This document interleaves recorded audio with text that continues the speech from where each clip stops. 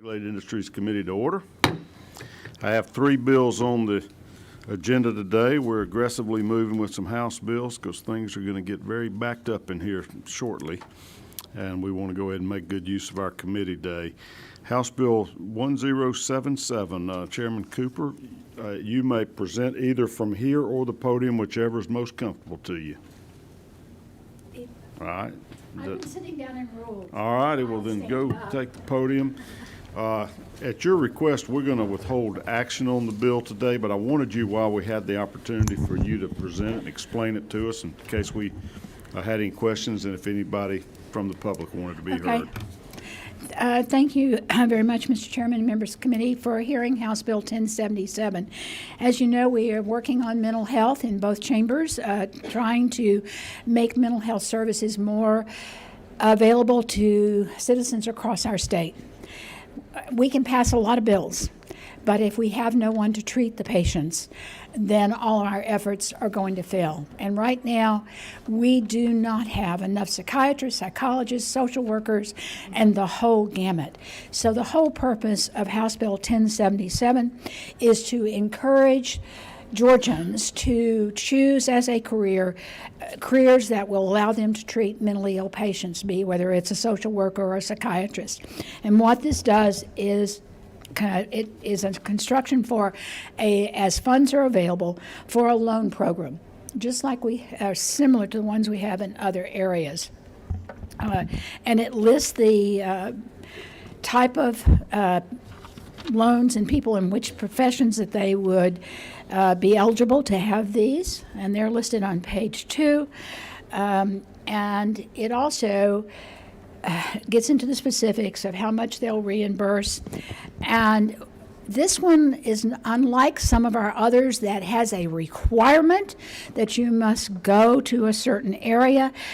And so, but it's sort of used sort of a sugar sweetener. Instead of saying you have to be in a certain area to get the funds, it says, if you will treat our Medicaid patients, that you will be able to draw down more money to pay off your school loans. And it sets, a standard, like if you treat 40% Medicaid patients, you could use that to add to what is already available for you to pay off your student loans.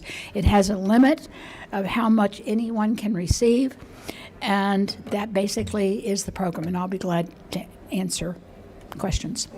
Any questions from committee members? Chairman Summers. Chairman Cooper, just making sure here, you got 10 and 50 and you got 200,000, 220,000 total. Is there a fiscal note on this? Do you have to get one on this? Do you know of? It's no, sir. They didn't seem to think we did. And so, and it's also as funds are available. If they're available. Okay. And when they're available. How much that they'll be able to loan out through the programs. And this is one of the areas where we designate funds to different areas, just like we designate funds for medical students and for people in the residency programs. And there are criteria. They do look at where these people are. If you are, because they know that they can't give money to everybody. And so if you're in an area of high need, then you would sort of go to the top of the list. If you are from one of the professions where there's a big lack in the number of, let's say, psychologists in one area of our state, and you apply, that would help you raise to the top of being one of the people that would be selected to get the loans as funds are available. All right, Senator Dolezal, you're recognized for a question. Thank you, Chairman. Chair Leader, thank you for being here today. I'm interested in this concept of increased payments on these loan repayments based on Medicaid patients. What's the policy reason that you're doing that? If this is I think you said that this is a statewide need, that we're kind of short everywhere. Why not base this on service in the state over a period of time as opposed to whether or not they treat Medicaid patients? Well, just trying a new method. As you know, if you'll look across, we have trouble getting providers to treat Medicaid patients across our state, and there are areas in our state also that have many more Medicaid patients. And so it's just going at it a different way to incentivize people to treat our most needy and our people less likely to get services. Follow And Ms. then this Sherman. is a recommendation from the department of wanting to do it in a different type of program. Okay. I did have a follow-up. I just want to make sure I understand the bill correctly. I'm seeing on lines 115 that this would be up to 6 years of loan repayment and up to $25,000 a year, which I think it would be $150,000 total. Are there any requirements for the people serving those 6 years to stay in the state for any period after that? Is there any recapture? Should they leave the state? No, sir. And what's the typical, do you have any idea what the typical student debt is for people that are achieving these degrees to serve in the mental health capacity? Well, coming out of medical school and doing your residency, it's somewhere between $200,000 and $300,000. Psychologists basically have to have PhDs, and or at least be working toward those. And so it would not be as much, but it would require at least 6 years of college education, maybe more, and then the years also with an internship, that goes along with those. So several years. It would not be as much as the medical students, but it could go into somewhere between 150,000, around 150,000. One final question, if it pleases the chair. I know you referenced some other loan repayment programs we have in the state.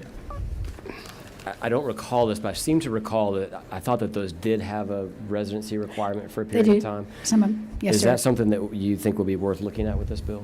I'd certainly, if the committee thinks that that's, a requirement.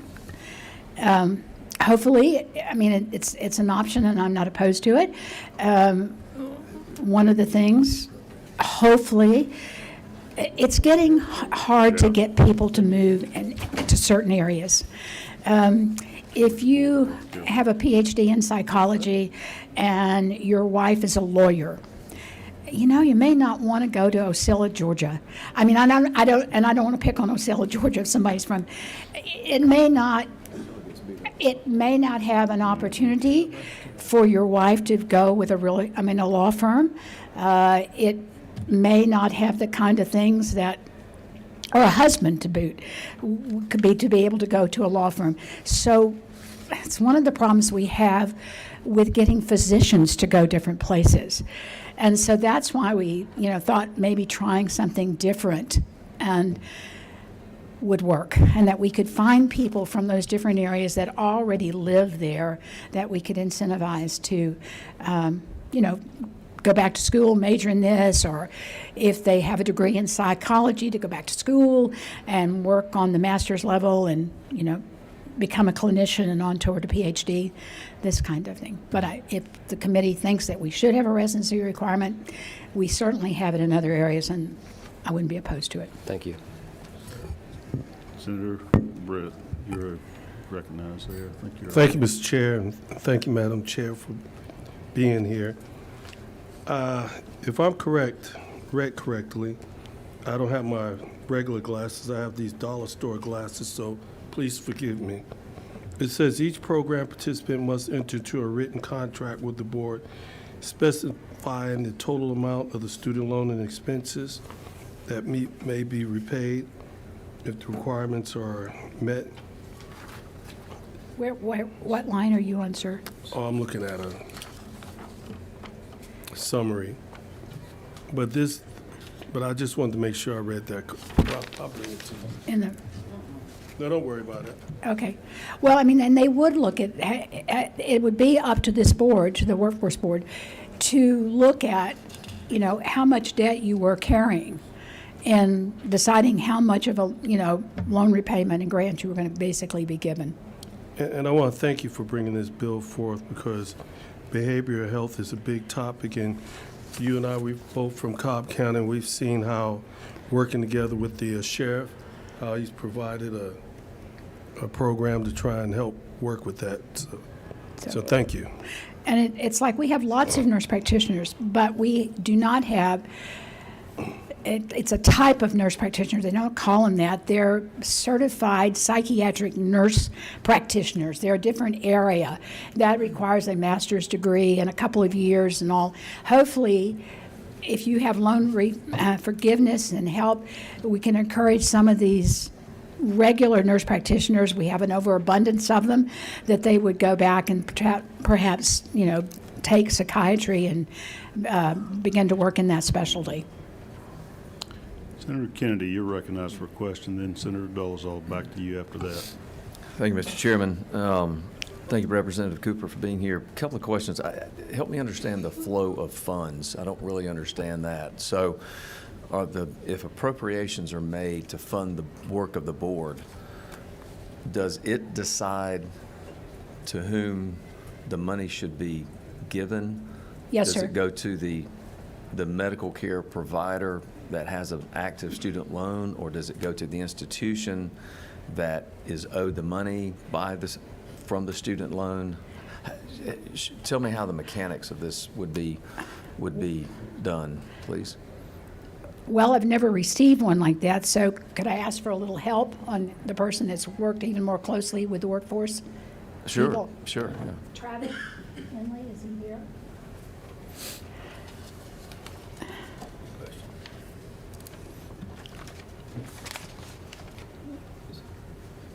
Thank you, Senator. I'm Travis Lindley on behalf of the Georgia Psychiatric Physicians Association. Thank you all for hearing the bill. Senator, and we've been working closely with the Workforce Board. Chet Basheen is probably watching now. The funds, and I guess to dovetail, I think back to your question, the appropriations are made to the board, and then based on those appropriations, it's divided up based on how many applicants they have. But it would go back to Senator Kennedy, to your question, it goes to the provider. Meaning the student in this model? Correct. Okay. And one more follow-up, Mr. Chairman. So how, I'm assuming if this program is successful and word gets out that there will be more applicants than there will be appropriations, what is this criteria or selection process to determine who will actually be the recipient of the funds? They have currently, and this is a little bit further than it's ever gone before, in that it looks at the whole team in the medical health space.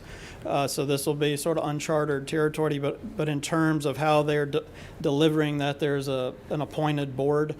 They come up with the criteria that they follow, and it generally follows a national pattern that you see across the country in terms of getting folks to where we need them. And then at the time when the funds are given to the student, if you will, or the service provider, what is that called? Is that called a gift, a grant, a loan forgiveness? Loan forgiveness. Yes, sir. Even though the state is not a party to the loan, that loan would be between the provider and whatever the source was that they borrowed the money from, right? Correct. So the state gives the money to the provider, and that's is characterized as loan forgiveness? Okay. And then Senator Dolezal, Thank to you. your follow-up to your question, it is paid a year in the rear, so Right, everybody done it. it would be for service already completed. Did you have further questions, Senator I did have one Dolezal? quick one, but I did want to let the record reflect that I do have my contact lenses in today, and those dollar store reading glasses say Armani on the side of them. So just figure that's worth noting. Just as a follow-up to that's right. Yeah, right. Follow-up to the pro tem's question: would this be taxable to the recipient? It's in, what do you mean, cash? Would it be taxable since it's not the state forgiving the loan, but it's actually, I guess, a payment by the state on behalf of the? Would this be a gift essentially that would hit federal income taxes for them? I don't believe the others are. Regan, I'll find out. Okay. They're very good questions, and I'm with Senator Kennedy. I'm sorry, but let me be specific. When they talk about need, one of the things that and we spelled out to a degree, is they would look at where the students were applying from, and what degree area they were going in, and see if they lived or going to work in an area. Say they didn't have any psychologist, and they were applying for the loan, and they were going to work in that area or from that area, then that would be like a point of moving them up and maybe that they would get one of the loans. Am I being clear? Yeah, I think so. And if they needed if they needed psychiatric nurse practitioners or social workers. I don't know how to make Yeah, that helps, and that, I guess, prompts one other question. I was assuming when I read this that the program would apply to the service providers who are actually out of school and are practicing in the field versus students who would be applying for help while they're in school. Do I understand that correctly, or is it both? No, these are license holders. These are Okay. license holders. That's what, thank you. But That's what I many of thought. them have to, when they're doing this, not only, most of these will have like an internship period also. They could be in that internship period. So, and apply for them. Okay, thank you. I've got just a couple of questions. It Okay. appears that these are only applicable or can be given to an eligible institution, which means an institution that is running a healthcare training program for these specialties? Okay, That would be like a residency program. so you have if to we be could- essentially a teaching hospital to be eligible for these. Yes, sir. Not a lot of those in rural Georgia, are there? Say anything else? Any in Ocilla, Mr. Chairman? I know there are none in Ocilla. How about the rest of rural Georgia, any of them? So, well, if you were a physician, you would be looking for psychiatric residencies if we have Yeah. them in the area. And I'm not sure. I know that in Savannah, they have a program going, and the last I heard, I think they had maybe 3 or 4 psychiatric residents. I met them, and where they were working in a center down there. But that's a hard specialty to come by, and we're trying really hard to get people to go into that area. I noticed that back up from line 17 to 27, this is a lot broader than just psychiatrists. It includes psychologists, social does. workers, counselors, marriage and family therapists, and any other type of clinical training that the board decides to add on later. That seems like those maybe are not the most highly skilled, to be it's one thing to be a doctor and have to go to med school, et cetera, and incur that debt, but I didn't know it cost a lot of money to be a marriage and family counselor to get educated in that. Is that a specific degree? You're going to put me now? on the spot. It would be, if I was on the board making the decisions to where the money was going, and there was only so much money. To be perfectly honest with you, which is the way I am, Good. marriage and family counselors would be at the bottom of my list. Not that they don't do good work in certain circumstances. We have such critical needs for highly skilled people to work, hopefully, in what few psychiatric hospitals that we have in the state. And there's a bill coming from the House that just it's on the floor tomorrow, which is encouraging more of these psychiatric in-house units, hospitals, to come to our state and be in our state. And they need highly trained people. And that is psychiatrists at the top of the team, PhDs in psychology. If you're going to run an in-house unit, you do nurses, and psychiatric nurse specialist would be a second one. And the bill allows the board to look at that. So even though they wanted, the board and the gentleman that runs it wanted it to be broader in this list, they would be looking at, I think, the most highly skilled people that would get the money first. And my final question to you, I follow what we're doing, but there are several references in your bill to giving the board the authority to apply for federal grants. Yes? There's some hope that some of these benefits you're offering would be paid by the federal government. Are there grant programs that are in existence now, or is that a wing and a prayer hoping that they may one day? No, sir, there are grant programs out there that, because we don't have people applying for them, they're just going, as far as Georgia is going, Yeah. they're just going by the wayside. that happened one time. I visited the CDC, and there were a group of people there, and they said, oh, this is a group of people from different states. And I said, what are they here for? And the lady said, oh, they're here because we have a grant program, and they're here to review the available grants available. And I said, well, who's here from Georgia? And she said, no one. That Georgia seldom, if ever, applied from any of the grants that were available through the CDC.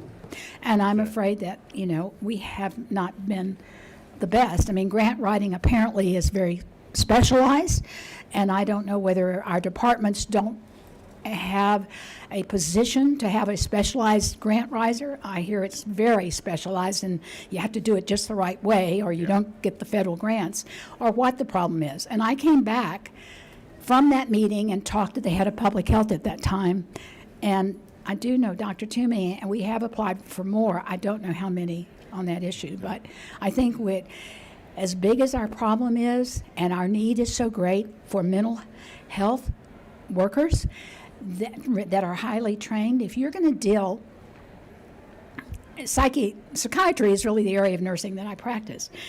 And I'm not downplaying med-surg or anything, but, often you can take care of an infection with a pill. Dealing with somebody's mind or the addiction problem is a totally different matter. And talk about every patient is an individual, but they are certainly individuals when it comes to dealing with mental illness, and we need more workers. And so I would certainly hope that the board would follow what they've said they're going to follow, and this puts it more in law than it ever has been about what they should consider going forward. But I do not have any pride of ownership. If the committee can figure ways to make this tighter or changes that they think would be better, I'm open to it. I just want to do what we need to do to get the best mental health workers in our state and to encourage them by loan forgiveness to take advantages of this possibility of helping them stay in our state and be qualified to work. Well, I've always admired your passion for these issues, and thanks for your work on this. I Thank you. noticed you had 165 to 2 vote in the House, so you sold them overwhelmingly. We'll take a good look at it. My understanding sir. is that you're aware that there is a Senate bill that addresses some of these issues, and you're content to wait and let's see if it moves first before I'm taking action on your fine with bill. that. Okay. I think this one was a little more specific if you go back and look at them, but I am fine with that, sir. Okay. Well, we will we'll hold it then at your request for the time being until after crossover day, and we'll all take a look at it. Any committee members that have input, feel free to bring it to me. Nobody signed up Please. to speak, so that will conclude our hearing on your bill. Thank you, Madam Okay, Chair. and we will find out about the taxable, All right, that'd be whether great. on a loan repayment for any of the areas like the medical schools that we already have. We'll find out for you, sir. All right. Next on our agenda, Representative Gullett, House Bill 73. If you'll also use the podium, if you don't mind. Sure. Committee members may not remember, we've had so much coming at us in rapid fire here the last few days, but we heard this bill last year. There was some discussion about a possible substitute, and you were going to keep working on it, but I promised you we'd hear it again and see what kind of progress you had, and Right. try to bring us back up to speed a little bit. We do have 4 people signed up to speak to your bill, so we'll get re-familiar with it. Go ahead and just walk us through it again. Great, thank you, Chairman and members of the committee. So yeah, we did talk about this bill last year. What this bill is trying to do is to curb a problem that I feel like has been growing in Georgia, and it's some of the door-to-door sales for the residential solar arrays that are being installed on Georgia residents' homes. I think there's been evidence now where we can see that homeowners are being, I'm not going to say duped, but living in double wide trailers, for instance, so someone in my district took out loans for tens of thousands of dollars, and they were told it was, they wouldn't have a power bill at the end of that. And unfortunately, those bills never go away. They have a solar array that's a lot larger than they ever need without a battery backup oftentimes. They work, so the useful time of the solar array isn't useful to them, and they're not expecting a power bill. And lo and behold, power bill is about the same because the usage of energy during the day, when they get energy from the array, actually is not when they're using energy most of the time. I think we have evidence too that people are promised large tax cuts or tax rebates. And they'll find out that their tax liability is lower, and really negates the whole tax rebate. And then since we discussed the bill last year, just the Attorney General's office, we spoke with them. They've received 201 complaints from Georgians who feel they've been swindled by salespeople for rooftop solar companies. And what I want to make sure that I'm clear about is not most of the rooftop solar companies are good companies, mom and pop shops who are doing good things and trying to earn a living. But there are some bad actors, and what this bill is trying to do is address those bad actors here in Georgia. I'd like to discuss a little bit about what the bill does, and then we can talk about some of the proposed changes that we would like to make in the bill and see if that's something we can agree to and go get a sub for it. What the bill does is it sets up a certificate of authority issued by the Public Service Commission that's required for solar companies to sell rooftop solar arrays. And I think it's important to say residential rooftop solar arrays. It also includes that sellers use a disclosure form, and that sample form would be created by the PSC, and it would include things like contact information for the seller, the maintenance provider, the financing terms, the payment schedules, total costs, the calculations that they use to determine the size of the solar array that was needed. Who would get the tax rebates, those sort of calculations that would be useful in making a decision whether this is beneficial to you or not. And then the bill will also require that the PSC develop an online presentation that's useful information for consumers who are considering rooftop solar. Basically, just some place someone could go who doesn't know anything about rooftop solar, who's had a salesman at their home talking about all the great benefits, and where they could learn just a little bit of useful information, so maybe they can go out there and do some better research, determine if this is something that them and their family need and if it makes sense for them financially. And then finally, it basically gives the PSC the ability to fine or suspend or even, in some extreme cases, revoke COAs so that these bad actors wouldn't be able to do business here in Georgia. That's the summary of what the bill does currently. I want to talk about some of the changes that we have offered. I know we talked to the chairman and we talked to the pro tem about these changes after talking to the industry. One is where the bill initially requires solar companies provide financial information and background checks of employees. We've made an offer for that to be struck. So when the PSC is looking at the viability of these companies, they would not include the financial viability of the company or background checks of the company employees going to install these on the homes. Instead, it would just include contact information. It would be necessary, the COA would be necessary for them to make sales, and will be easy to get, but this basically gives the ability for the PSC to reach out and have a lifeline back to these companies who are selling here in the state. Also offered to add language that says a company that's already selling rooftop solar in the state can continue selling rooftop solar in the state until their COA application is basically denied. If it's approved, they would continue to sell. If it got denied for some reason, they wouldn't be able to sell. So it's a grace period for those who are selling already in the industry today to continue to sell. We don't want to put a pause on that. We don't want something to come up where these COAs take a long period of time to approve for some reason, where people can't do business, especially doing business that they were already doing. Also wanted to add language to require the PSC to include members of the residential solar industry when they develop their rules and regs about the bill compliance. That's something that we've brought forward and offered. And And I think that, you know, if you talk to PSC, I think they would tell you they're in support of the bill. I know that Bo Butler wants us to make sure we're specifying when we're talking about distributed energy systems that we're talking about residential, and I'm good with that. I think that makes sense because we are, you know, targeting residential. The big commercial players, they have a bunch of lawyers involved, just a lot of money involved. They're not getting the high, you know, door-to-door, high-pressure sales that we sometimes see in the residential solar space. And I think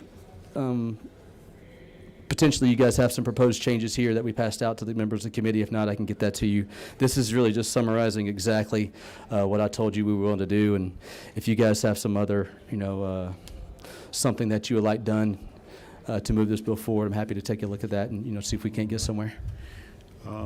I recognize Senator Albers for a question. Thank you, Mr. Chairman. Always great to see you, Representative. Thanks for bringing this bill forward. If you remember last year, we actually passed Senate Bill 149, Right.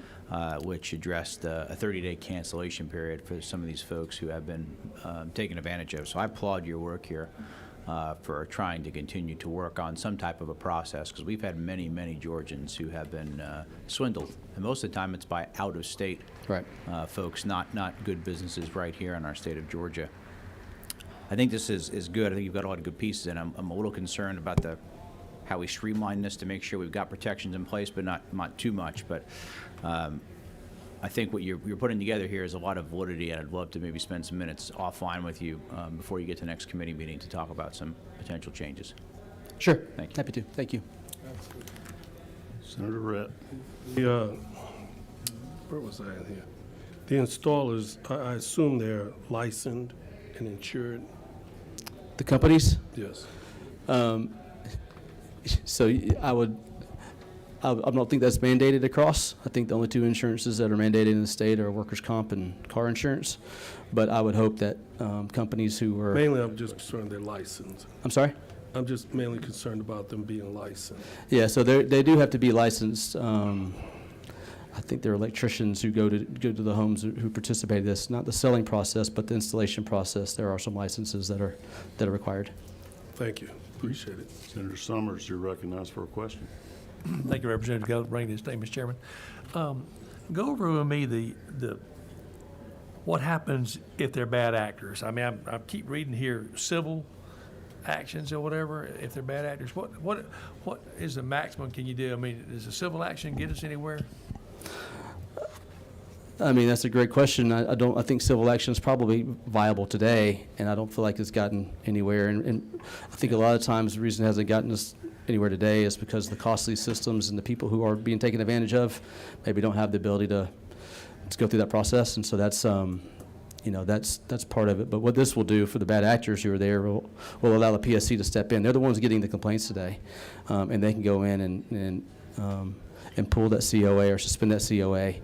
Of the bad actors from doing business in the state and go down that process too. So not only would you have the civil aspect, which you have today, this just gives the ability for them to try to rein them in and stop them from doing business in the state legally.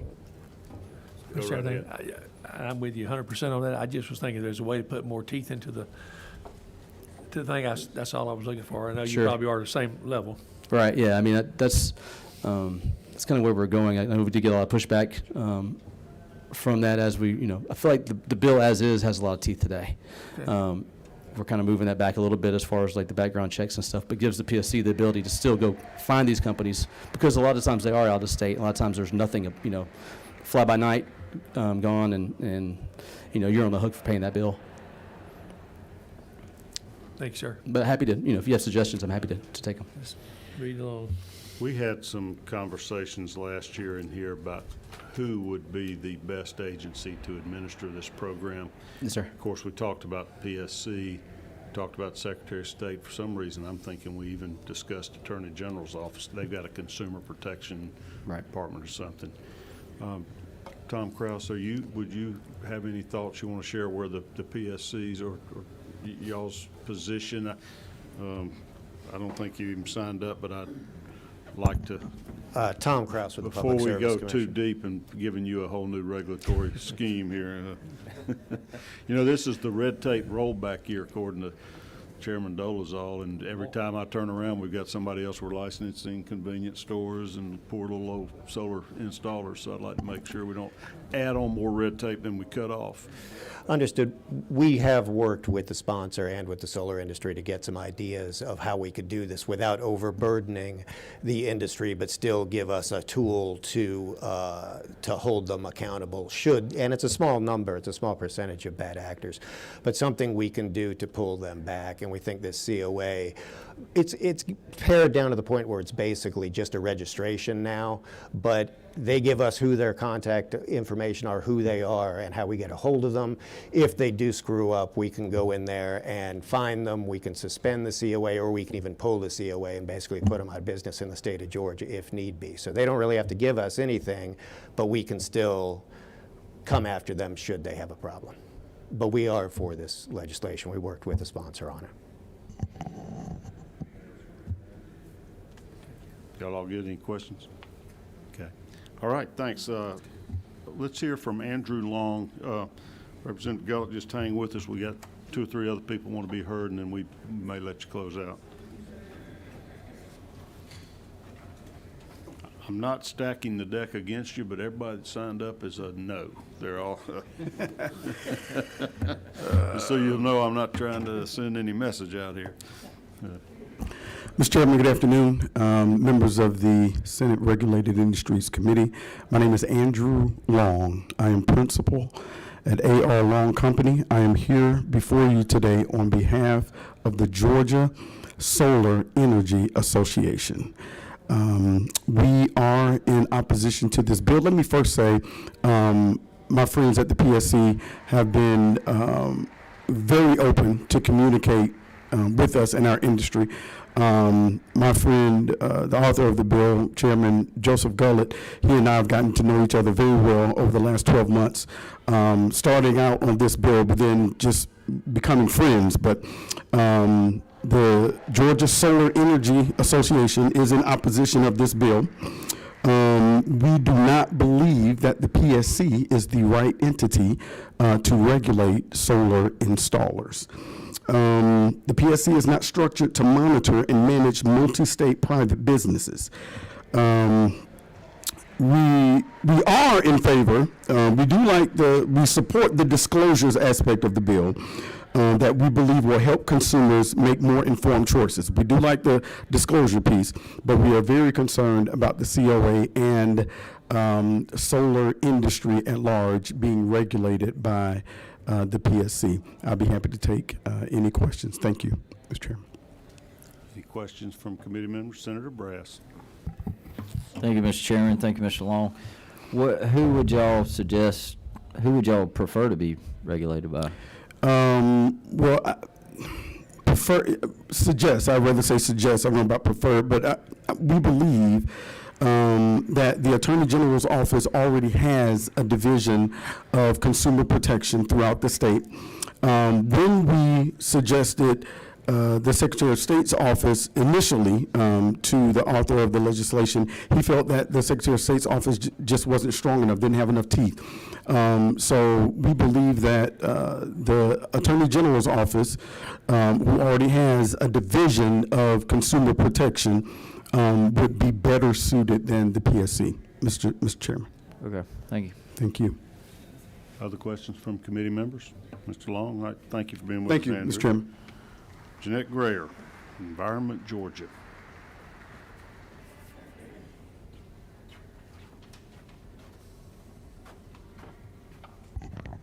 Thank you, Mr. Chairman, members of the committee. I'm Jeanette Grayer, Director of Environment Georgia.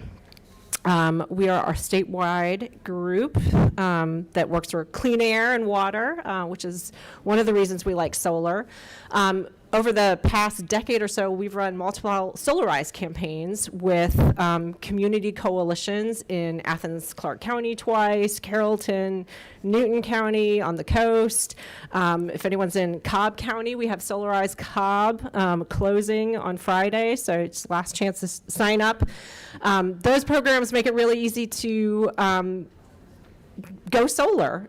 We vet installers, look at all the things that they're doing, and help people go solar. I also have solar on my roof, and do want to make sure that I point out that we are seeing a lot of savings, and love my solar system, although I do still pay electric bill and knew that was going to happen. So I am certainly curious to look at some of the proposed language. I would have come in and said, you know, all the language after line 108, all the disclosure pieces of this bill are great. Right now in Georgia, we are doing very well at solar. We rank 7th nationally for installed solar capacity, but we are not doing as well at residential rooftop solar. We rank 35th. So this is a small industry that has a long way to go. And I'm also glad that it seems like folks have been very upfront that these are a handful of bad actors that are causing a lot of our problems. And so hope that we do not overzealously regulate this industry for just a handful of small bad actors who seem to be doing things that are certainly already illegal under the law. So thank you for your time, and curious to see some of these changes. Any questions? Let me just announce now then, I am going to leave several copies, printouts Great. of these proposed changes on the table. That'd be great. When we leave today. Feel free to give any committee members your feedback on those Thank you. ideas. It's Perfect. one of the strengths of the bicameral legislative system we have is that sometimes these things take a little time, and more problems come to light after you pass one chamber or the other, and it helps us to have time. This particular one, Representative Gullett, was good to think you agreed we needed a little time to let it marinate and us work out some issues to get it perfected. So it's all part of the process. I have a few copies up here, and I'll share them with any members of the committee that didn't get one yet of these proposed changes coming from the PSC and the author. Two more people. Doug Teeper with Georgia Conservation Voters.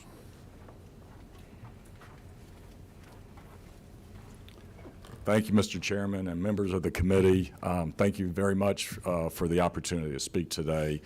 Georgia Conservation Voters is a statewide organization, nonprofit, nonpartisan, who works on energy issues and environmental issues. First thing I want to do is I want to thank Representative Gullett for bringing this legislation. It's really important that we do something about the bad actors who are ruining the reputation of small business owners who do put solar panels up. So I really appreciate the effort that's gone into this. As usual at the legislature, I spent 16 years down here as a House member, and the devil's in the details. So who's going to make sure things are done right? What's the right enforcement mechanism? I got into politics before I ever ran for State House by intervening in proceedings at the Georgia Public Service Commission. And they have a tough job. They have to regulate Georgia Power Company, a private company, which is a monopoly. Your constituents who pay power bills are captured customers. And so it gets complicated when you have a new technology like solar and you got folks knocking on your doors telling you you're not going to pay a power bill if you put this $10,000 system on your house. So I really want to thank Representative Gullett for bringing this forward. The reason I put no, that I was opposed to this bill, is I like the bill except for maybe who is the proper organization within state government to regulate it. I'm not sure the Georgia Public Service Commission is the entity. They have a tough enough job as it is. I do want to mention one other kind of personal thing. I grew up in a household where my father was a home addition contractor.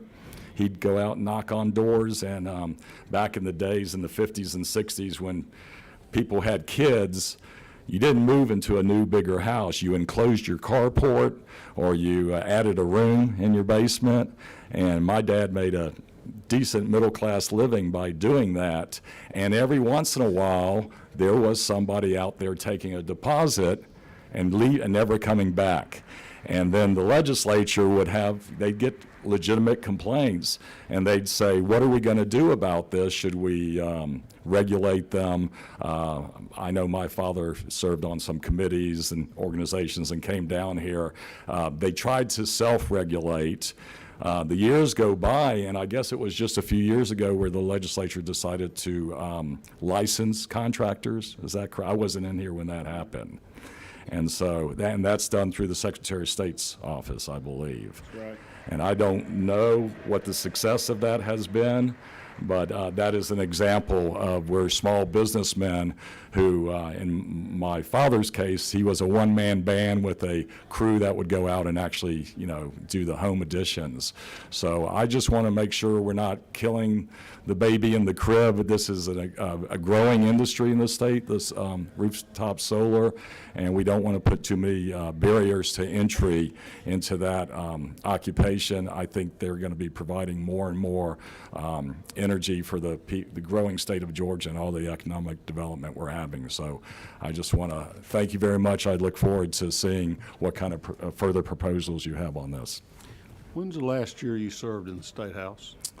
I served from 1988 to 2004. Wow, all right. That's what happened to my hair. Still standing to talk about it. Good, Okay. Good to have you before us today. Thank you. Any questions? All right, last speaker on this is Mark Woodall. Complimented him at his last meeting, and he's back. He might be a regular now. Well, I appreciate your kind remarks, Mr. Chairman. My name is Mark Woodall. I'm the legislative chair of the Sierra Club, the nation's oldest and largest environmental group. And as we did last year, we opposed this piece of legislation.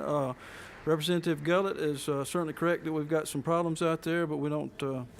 We think this needs a lot of work before it's ready to go. As we discussed on the community solar bill, we've kind of gotten ourselves into a electricity shortage here. Georgia Power had projected a demand of less than 400 megawatts by the winter of 2030, 2031, but now they project a need of over 6,600 megawatts, and the hearings will start again tomorrow morning over there at the PSC on their proposal.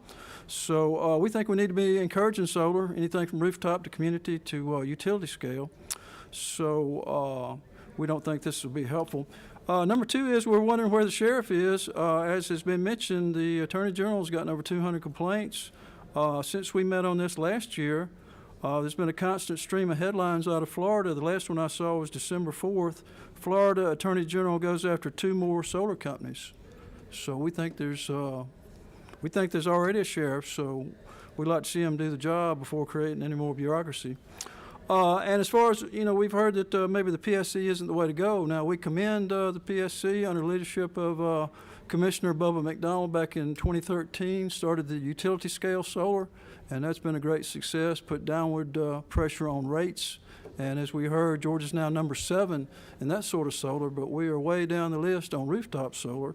And one reason is the PSC has only allowed 5,000 customers of Georgia Power to have the full net metering, so it's not as good a deal as it was. So maybe that's dealing with some fraud. So as Senator Albers mentioned, he passed Senate Bill 149. This committee supported it, and the governor signed that bill, so we hope that's helping with the door-to-door. That was a good piece of consumer protection. And as you just mentioned, Mr. Chairman, this year we had the Senate Bill 429 just passed, Senator Dolezal for the Lieutenant Governor, and that bill includes a provision the chairman of the committee and the presiding officer can request a small business impact analysis note. And if anything needs an impact note on a small business, I think it's this bill, because we don't think this is a good way to go with COA at the PSC. So we understand, as we heard earlier, the disclosure part's good. And I understand other states have taken action, and all parties have agreed to it. So I just think we need to make sure we're not hurting our small business in Georgia. All right. Thanks, sir. Any members have questions for Mr. Woodall? All right. Thank you so much for being with us. Representative, you have any wrap-up comments you want to make? And Mark, if you guys have proposed changes, would you drop them off by my office? And I'll have you copies of some of them that have been discussed earlier. Thank you. And I appreciate the comments from all of those who came to testify. bad actors are bad actors, and I know we keep talking about a small number of bad actors, and I agree with that. But the impact of those bad actors is great. And I would argue, as someone who's signed a community solar bill, that until we clean up residential solar, and until people have confidence in what they're doing, it's not going to grow. I don't think it's because of net metering. I don't think it's because of anything else that I've also supported in the past. I think it's because we have bad actors out there. If you look at the news, you Google rooftop solar, you get a lot of bad headlines. It's not just small companies. ADT was one of the worst as far as complaints. ADT, the alarm system, that's a huge company. They were some of the worst in complaints. And when you're taken advantage of, typically the people taken advantage of are the people with the least means, and the ones who can afford it the least, and that is really an important factor if you're high pressure sales at the door. And I appreciate Senator Albers and his bill, high pressure sales at the door of people who are given information that's not completely true by out-of-state firms. Who's to handle it? There's been 201 complaints this past year, and I think it's a combination of things to make this right and to make this work for Georgia. And until we clean up residential rooftop solar, it's not going to grow. And so that's what I'm trying to do here. And I appreciate y'all's support and any amendments and any future conversations. Thank you. Thank you. Old friend Bo Butler, did you have anything to add? You got in a tad late and didn't sign up, but if you do, here's your shot. You don't have to, but. Absolutely. Thank you, Mr. Chairman. Bo Butler on behalf of Cherry Street Energy. I've had great conversations with Representative Gullett as well as the PSC, and I believe that the intent of this bill is only to pertain to residential properties and not commercial properties. So we would just ask that be the will of the committee to work to ensure that that is the case and spelled out. I take it Cherry Street does commercial. We do commercial contracts with Fortune 500 companies, municipalities. So to say that these companies or entities have in-house and outside counsel reviewing these contracts very thoroughly. Thank you so much Thank for being you. with us. Good to see you again. All right. One last bill. My new friend, Representative Vance. Come on up. Yeah. All right. No worries.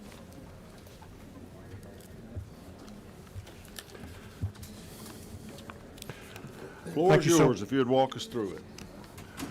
It's a 45-page bill, and I'll give a brief history of how we got here, and by that, tell you where we're trying to go. Back in the 80s, and I think Representative Tepper said something about it, before he got here, there were some rules passed on plumbing companies, electrical companies, HVAC companies, and they put them together on the Secretary of State's licensing board, but they didn't really clarify a unified or collective front in these things. What this bill does, it's House Bill 904, LC 365807S. I will explain. There's about 9 or 10 things, and I'll go through them very quickly. 80% of the changes in this bill are correct to correct grammar, reorganize the document structure, and add clarity. It updates a few items that are no longer really relevant, such as consultant engineer. That's changed to a professional engineer, and the qualifications that go with it. It expands the qualifications of electrical inspectors that can serve on the electrical contractors board from the sole person titled Chief Electrical Inspector. It defines who can install gas in a hospital. I was amazed when I read this and saw how loose that particular area, a vital area, was underserved by this bill that I've been actually working over a year upon. It better defines what constitutes advertising and the qualifications of who can provide these contract services, addresses the changes in advertising technology to include the internet and social media, which the current bill does not. This will allow internet links over a list of names for licensees. You can go to a link and see all those licensed contractors at that point. Changes continuing education. This is important. From a maximum of 4 annual hours for contractors on annual educational training, which is one of the lowest in the United States. It moves it to a minimum of 4 hours. Now, that's not much, but you at least have to have 4 instead of up to 4. You could have 1 and still meet the law, but this way you have to have a minimum of 4. This allows the contracting boards to increase those continuing education credit hours without bringing it back for a change in the law. It adds a grace period to find and replace the company's licensed agent in case of a death. The current statute as it now stands, if John Jones's electrical company was doing work at your house and Mr. John Jones passed away, then that company no longer had a way to continue that work and finish that work because the person holding the license for that business was no longer here. This way they have up to 60 days, and they may have someone in-house that can step forward, have the correct licenses, move forward and move right on without missing a step. And we think that's important for this bill because it does happen more than you know. And it does update fines from 1980s. The fines in the current bill are 1980s fines to make them 2024 fines. This bill is supported by the various contractors, electricals, plumbers, HVAC people, and utility contractors. All their associations support this bill, and I would ask, I'll entertain any questions and ask for your favorable consideration. Any questions from the committee? I got one for you, sir. Yes, sir. Is 60 days long enough? I've heard it mentioned 90. I just kind of go that with me. Senator, that was the longest discussion in when we had it over in the House in the regulated industries over there. It went back 45, 90, and was settled upon 60. We think, in talking to the state licensing board and the Secretary of State's office, that is enough time to procure those licenses and keep that work continuing.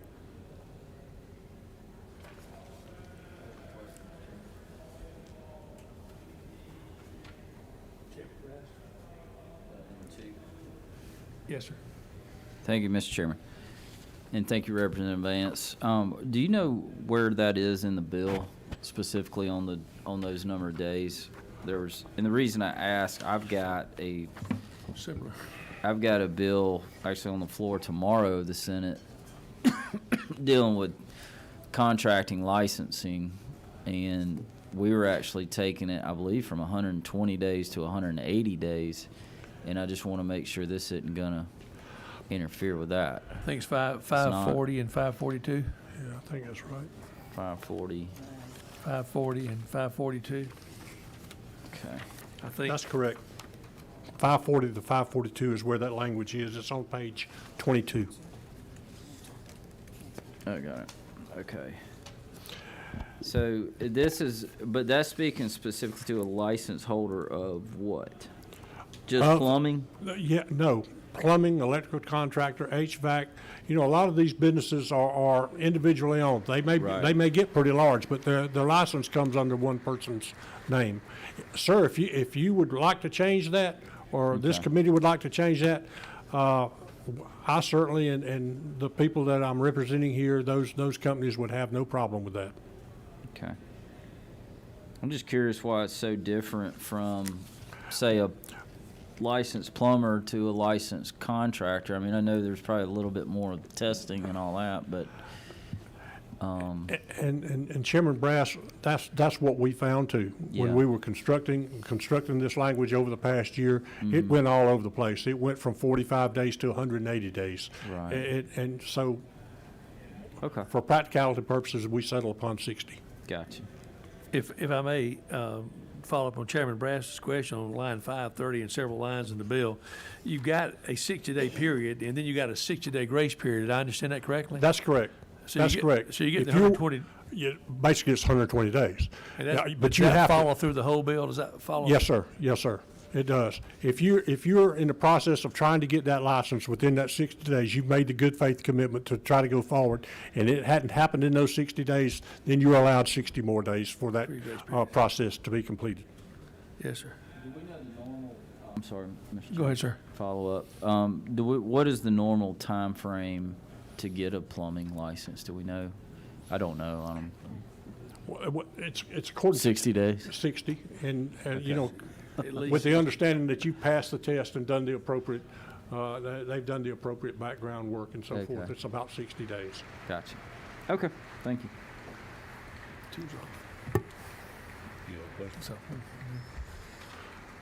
Folks, I really appreciate this. This is my first bill to ever make it to this point, and I'm honored to be able to present to you today, and thank y'all for your questions. Senator Dolezal's thought of a question. Sometime the longer you stick up there, they'll keep coming up with things. Certainly, when you admit it's your first bill, it's That's all right. throwing a little chum in the water here, It's okay. Representative. I do want to ask you a couple of questions if I can. I think that I heard you say you're moving the continuing education piece from a maximum of 4 years to a minimum of 4. In my opinion, for people that are working in a job every day, continuing education is and often, to be quite frank, is a joke.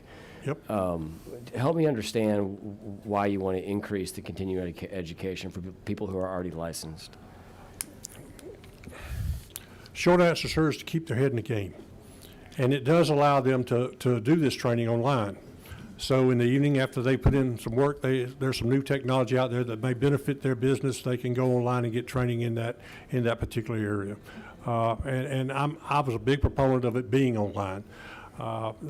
There will be ways to check this and monitor this for those people that are trying to get those education units, and we're just trying to raise the bar a bit, sir. I just want to clarify, is this only for plumbers in your bill? No, sir. It's Okay. plumbers, electricians, all of them, all those specialties mentioned in this bill.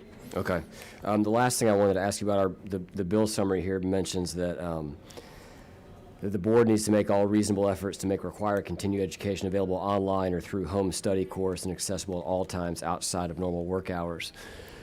I assume you're doing this to provide flexibility, choices, and options in this continuing education. And I know that there's been a message from the Senate as to how important school choice is for us over here, due to having those choices and options. And Representative, I know that you're one person that we're working to get on board with that. So certainly recognize and appreciate your effort to providing choices and options in continuing education, and hope that when you go back across the hall, you'll consider doing the same thing for Touche, K-12 sir. education. Appreciate your help. Touche. Representative, are you a contractor? No, sir. I'm a lawman. I've been in law enforcement 51 years. What piqued your interest in this subject matter? My father was in this line of work. He was a contractor all his life.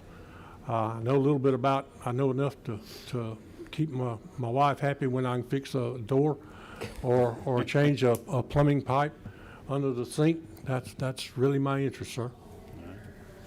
Well, I was a little intimidated when I saw the bill. The length of it is one reason I wanted to hear it today. You got 40 pages or something, 45 pages, and it looked intimidating as you're describing it. It's not really as many substantive changes to the law as we had feared, but we're going to take it under advisement, and if any members have any suggested changes, let us know. Nobody signed up to speak to it, so you must have really done a wonderful job over in the House getting this thing through. Thank you. I All hope right. so. Thank you for being with us. Yes, and, sir. Thank y'all stand very by. much. We'll let you know when we decide to take action. Yes, sir. Appreciate it. Yes, sir. All right, that's all we have on our agenda today, so we'll be adjourning here now.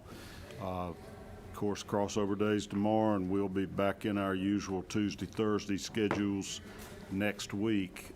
Don't really know what's coming yet till we see what the House passes, but I can assure you we'll be meeting both days next week to try to keep on top of the caseload. Thank you all so much for being here. We're adjourned.